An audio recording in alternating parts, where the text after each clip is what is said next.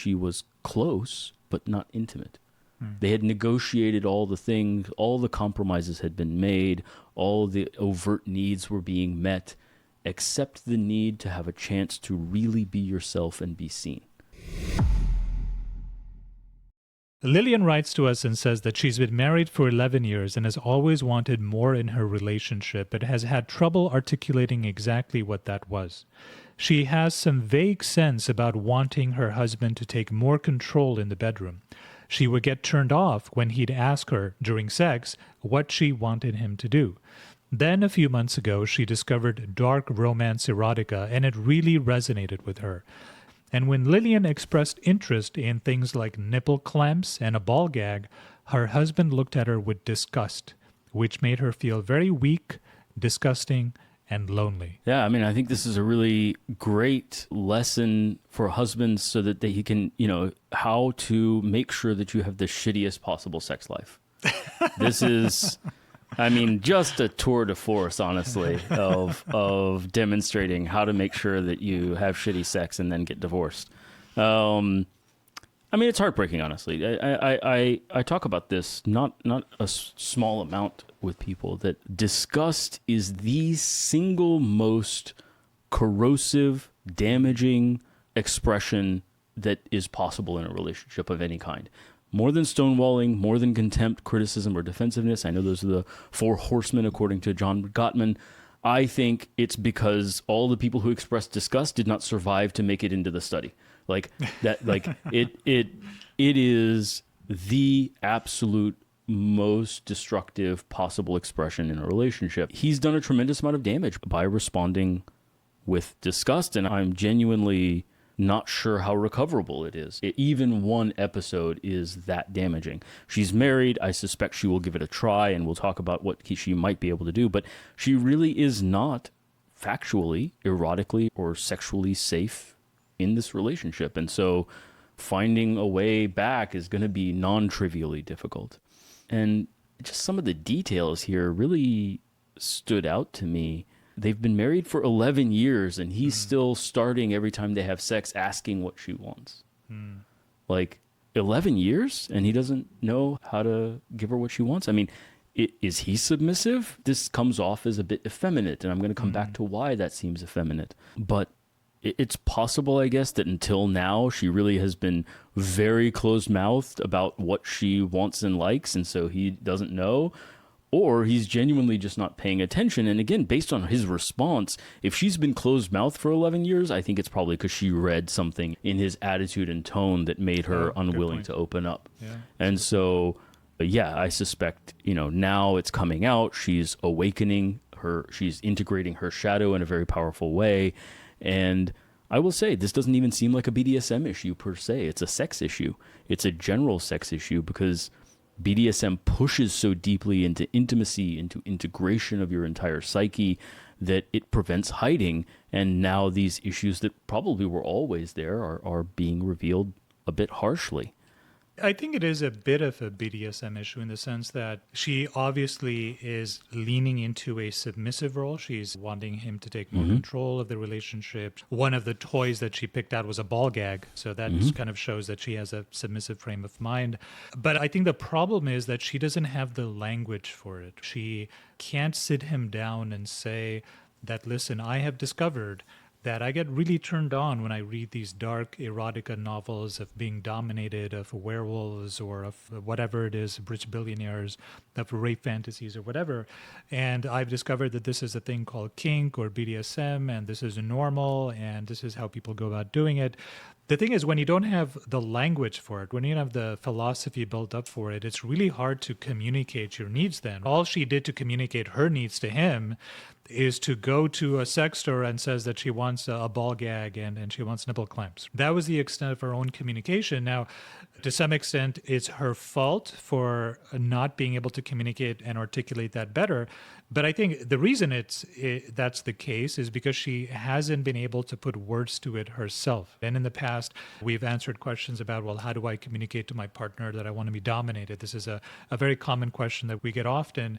And one of the answers that we've converged on is that it is useful to have a label. Even though people don't like labels, it is useful to say, well, I have discovered that there's this thing called BDSM and there's this thing called kink, and it's really not what is portrayed. It's not all just dirty people having dirty sex. It's about a far more deeper it is dirty people having dirty sex. Don't get me wrong, but it is also about a far more deeper way of relating to one another. It's about embracing what's called the Jungian archetypes, and it's reading your book that allowed me to understand these ideas a lot more. We've talked in the past about how I was like kink adjacent. I would do things in the bedroom that were like BDSM-y, but I didn't really get it.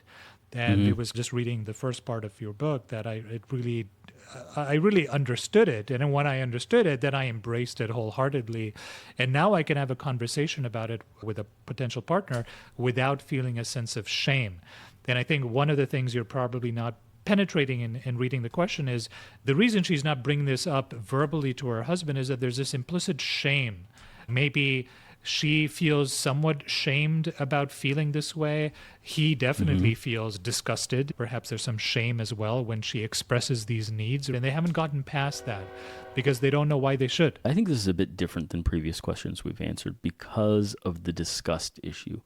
If she went out, she did communicate. She said, hey, I'm turned on by this ball gag. I'm turned on by these nipple clamps. I want you to take control. Maybe it's not perfect communication. Maybe it's not communication with a full depth of psychological understanding and being able to explain, but it's not that she's not communicating. But if he's reacting with disgust, that is an absolute closure of the conversation.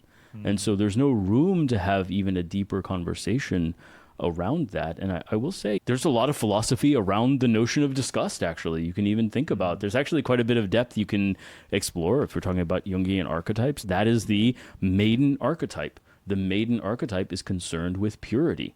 It's the overcoming of the need for purity's sake. And maybe she grew up, maybe they both grew up somewhat conservative and had engagements with so-called purity culture and have maintained this sort of frame of sex as dirty for a long time. And so now she is slightly coming out of it, it sounds like, but maybe he is not. And he still has that frame of sex being dirty. And based on a disgust reaction to a partner expressing any kink or any excitement in the sexual domain, it makes me think that he is still in a fairly sexually immature place where he can't play. He can't be playful. Sex really is dirty to him. And I suspect if we dug deeper, we'd see other things, other behaviors that she doesn't mention, like showering immediately after sex compulsively, not wanting the lights on, only being willing to have sex in tightly controlled circumstances and only for procreation. There are, I think, a lot of people who even end up masturbating to porn more than they have sex because it is not, quote unquote, as dirty, even though there are religious prescriptions even there. But the dirtiness of sex isn't just the religious prescription. I think that's a common misunderstanding as well. Disgust and dirtiness have their origins in the notion of infection and rot. You should not eat infected or rotting things.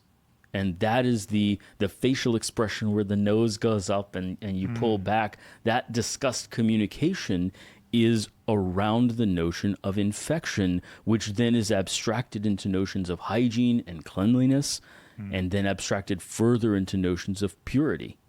And what is a piece of rotting meat? It is something not to be consumed, not to be ingested or taken inside yourself.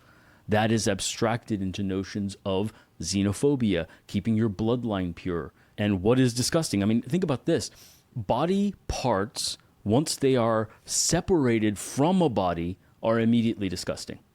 If you kiss someone, you'll swap saliva, no problem. Spit into their drink, and even your partner isn't going to be blithely happy. You won't be blithely happy. That's an experiment for the listeners, is take a glass of water and spit into it and see how you feel about drinking it. It's your own damn saliva. It was just in your mouth, right? And yet, once that fluid has exited your body, immediate disgust reaction. You've made a very convincing argument about how specifically the disgust response is so destructive a reaction, especially when it's done in reaction to someone's expressed sexual proclivities. So is there a way past this, or has he just committed some cardinal sin from which there's no coming back? Yeah, I think in terms of the way back, the problem is that he has to do the inner work of figuring out how to engage with the eroticism of otherwise disgusting behavior.